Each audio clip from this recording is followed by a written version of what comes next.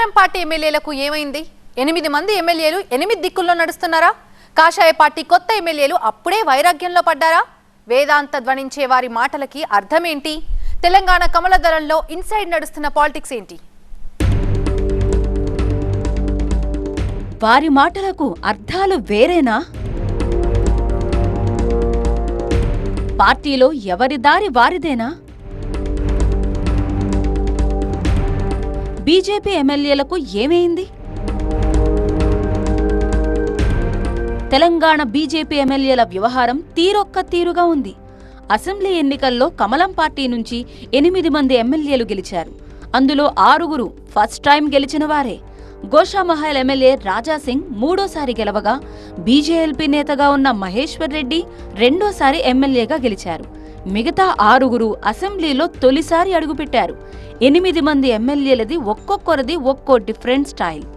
రాజాసింగ్ హిందుత్వ agenda తప్ప మిగతా అంశాలు మాట్లాడిన సందర్భాలు చాలా తక్కువ. కేసీఆర్, రేవంత్ రెడ్డిలను ఓడించిన జైన్ కిల్లర్ కాటిపల్లి వెంకటరమణారెడ్డి రూటే సెపరేట్ అన్నట్టుగా ఉంది. ముథోల్ ఎమ్మెల్యే రామారావు పటేల్, నిజామాబాద్ ఎమ్మెల్యే ధన్పాల్ సూర్యనారాయణ లో ప్రొఫైల్. వచ్చామా వెళ్ళామా అన్నట్టుంటారు ఆ ఇద్దరు. ఎమ్మెల్యేగా ఎందుకు గెలిచానని బాధపడుతున్నానని ఆన్ రికార్డ్ కమెంట్ చేశారు బీజేపీ ఎమ్మెల్యే కాటిపల్లి వెంకటరమణారెడ్డి. దీంతో అసెంబ్లీ మీడియా పాయింట్లో కామారెడ్డి ఎమ్మెల్యే అసహనం వ్యక్తం చేసిన తీరు చర్చకు దారితీసింది.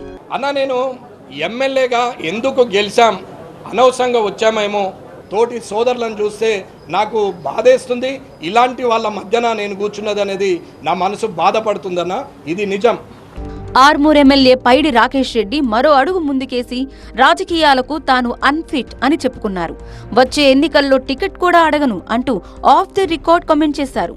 ఉత్తర తెలంగాణ, దక్షిణ తెలంగాణ అని విడగొట్టి మాట్లాడుతూ వార్తల్లో ఉండే ప్రయత్నం చేస్తూ ఉంటారు పైడి రాకేష్ రెడ్డి. ఎప్పటికైనా తెలంగాణకు హోంమంత్రి అవుతానంటూ మరో డిఫర్డ్ స్టేట్మెంట్ ఇచ్చారు బీజేపీ ఎమ్మెల్యే రాకేష్ రెడ్డి.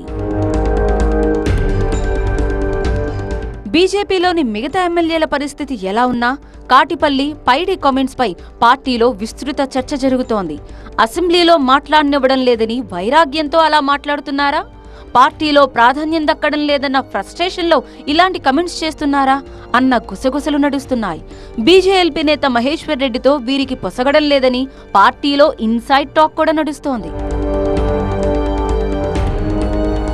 ఇక బీజేపీలో ఉన్న మరో 2 ఎమ్మెల్యేలు పాయల్ శంకర్, పాల్వాయి హరీష్ బాబుది మరో దారి.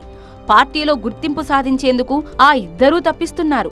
కాషాయ పార్టీ ఎమ్మెల్యేలకు సొంత పార్టీలో జరుగుతున్న వ్యవహారాలు అంతు చిక్కకపోవడం, అసెంబ్లీలో మాట్లాడే ఛాన్స్ దక్కకపోవడంతో అసంతృప్తితో బయటకొచ్చి ఏదో మాట్లాడేస్తున్నారని సొంత పార్టీ నేతలే గుసగుసలాడుకుంటున్నారు. అసెంబ్లీలో పార్టీ ప్రాతినిధ్యం పెరిగిన 8 మంది ఎవరికి వారే అన్నట్టు ముందుకు సాగుతున్నారు. పార్టీ అధిష్టానం భవిష్యత్తులో వీరికి ఎలాంటి డైరెక్షన్స్ ఇస్తుందో చూడాలి మరి.